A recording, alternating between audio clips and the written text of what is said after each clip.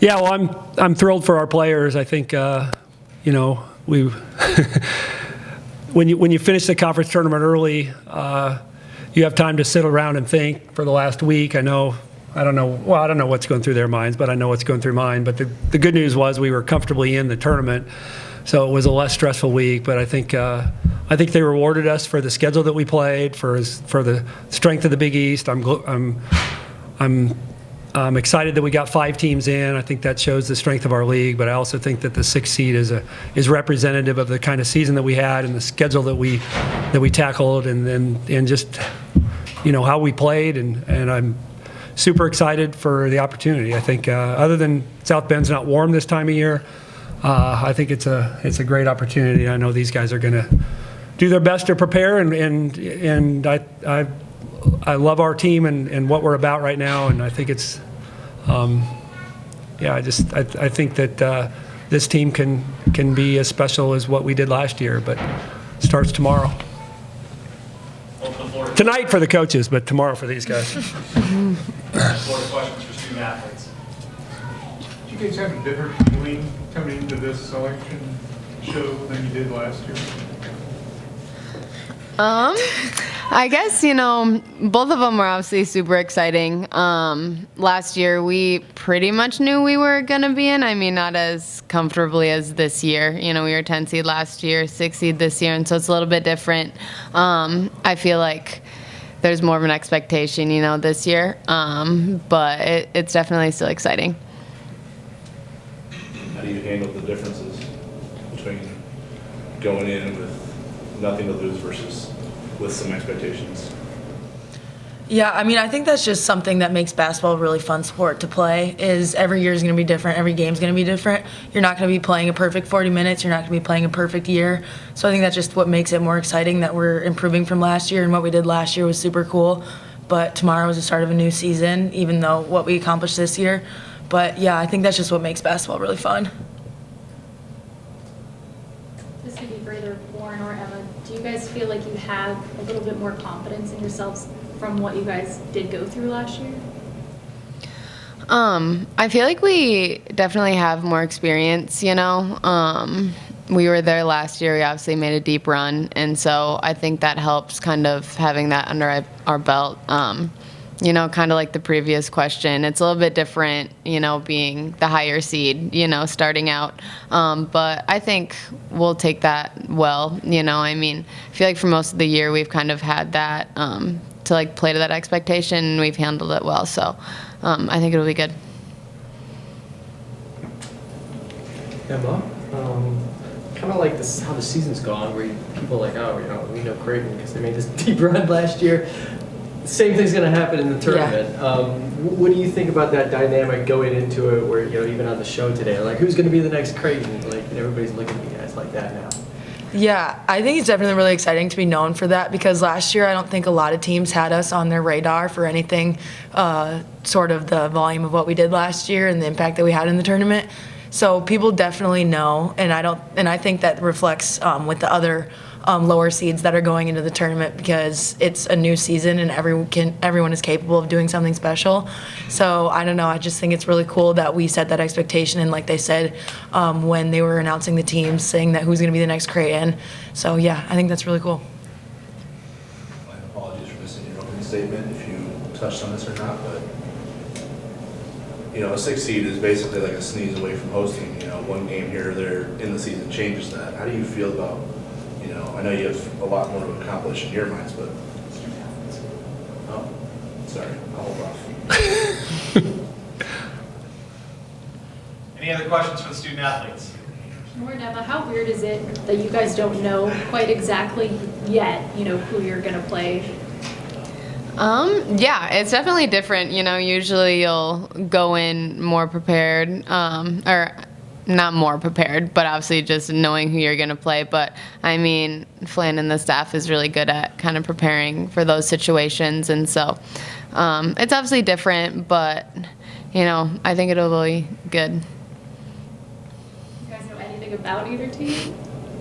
Not a lot, but I don't know. Our coaching staff has a really good job preparing us for games like these, and that's what the tournament's all about, playing new people. And yeah, I think we're going to be ready. Is your mindset in a different spot compared to last year when you had lost 2 in a row going into the tournament? Or does confidence just come from, what you've done in practice and what you do in the next game? Or, sitting you guys are on kind of a roll to end the season, and we're really close to making the Big East Tournament Championship. Does it feel different than last year at this point? I honestly don't think it feels much different. I mean, last year we dropped those 2 games at the end of the season, and so that's obviously different. But in terms of how it feels, I feel like it feels the same. Still going with confidence. Last call for student athlete questions. Okay. Good job, you guys. Good. And Matt, you can begin. Questions for Coach Clark? Appreciate it. Sorry about that. That's good. Yeah, just kind of wondering. Obviously, the tournament is the next barometer. You can kind of weigh that against what you did last year. But aside from that, because it's kind of up in the air, how impressed are you with your team's ability to handle the expectations that came in with this year and improve them to the degree where you're basically 4 seed miles better than you were at this point last year, comparing both, 3-month marathons?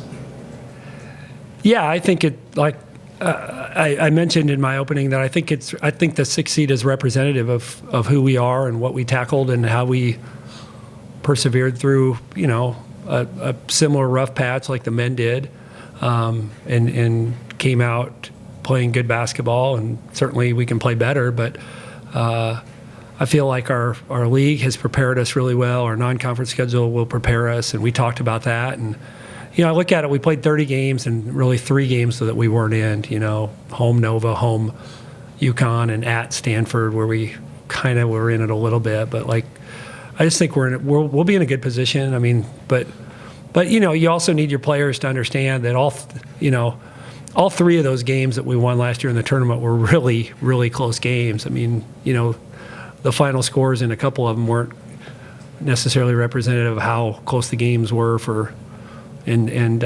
but I think the thing that I'm excited about is our team is still balanced. I think that was one of the things from last year's team. And so it doesn't come down to one player. We're not, you saw 2 of our best players right here, but I mean, we can absorb somebody not having a great game because I think our balance is there. And when you go to the NCAA tournament, that's important because, you're going to have somebody who isn't going to necessarily maybe perform, at least from a production standpoint, at the level that you're used to. But I think that can help you even more so in a tournament situation. The fact you don't know who you're playing, I mean, does it feel like it's double the work for your coaching staff and then half the time to get prepared for that potential opponent? Yeah, I think as a coach, it's it's good and bad, right? Because it's good. Those teams have to play and grind out a win 2 nights or 2 days or 48 hours essentially before they have to turn around and play us, and they're going to be focused on that game. But to your point, it's like we're going to spend the next few days doing more generic stuff about, well, okay, we'll do some Mississippi State things and we'll do some Illinois things, but we can't really get too far in the weeds with either of them because it's probably not the best method of preparing. But we'll do some of each. So good and bad though, because I think we'll be able to watch them play live, which is great, and that'll be a good feel. I mean, that'll give us a good feel. But so yeah, in some ways, the coach who wants to prepare is maybe not quite as comfortable with not knowing who you're going to play. But I think the other side of that is those 2 teams have to go to battle, and we'll get to see that game too. What is the benefit of watching an opponent live compared to watching a bunch of games on tape?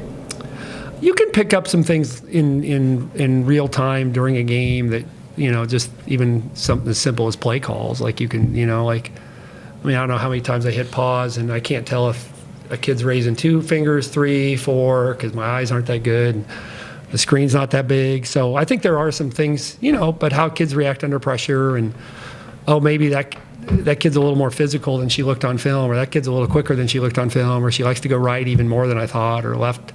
So there's some things you can gain from watching somebody live, I think, and even having your players. Like I really thought it was super beneficial last year that our players were in the building when Iowa played Illinois State to hear the noise. And from my standpoint, it's like, okay, how do I communicate with the team differently than in most cases that I coach them, where it's not 15,000 screaming people. And I think there was a value to being in the arena when Iowa played their first round game last year.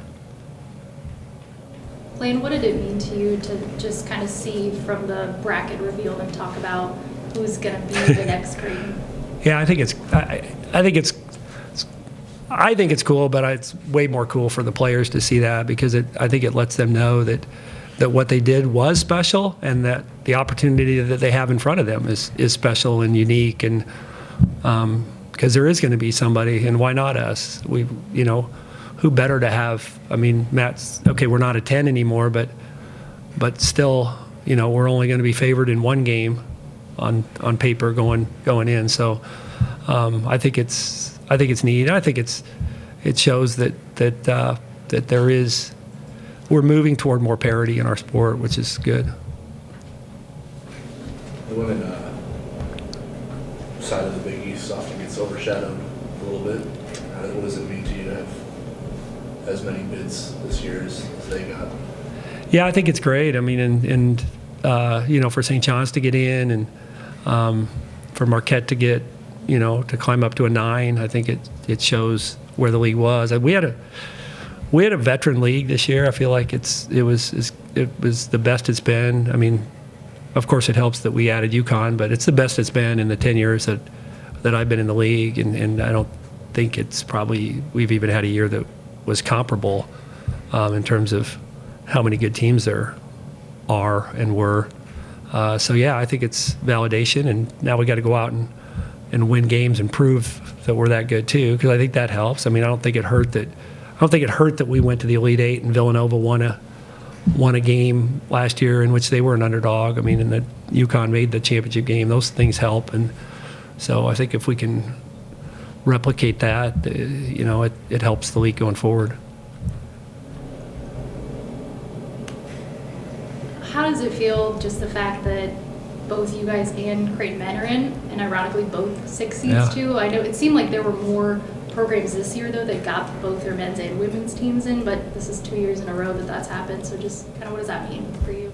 Yeah, I think it's special. I think it means that we support basketball on a level that allows us to achieve, and that the community's behind us, the university's behind us, but that also that we're attractive as a basketball school. And when we recruit, that's one of the things that we throw out, is that we have that reputation. And I know as the Big East finishes up their 10th year, that there's a lot of pride in where the league is as a basketball league, and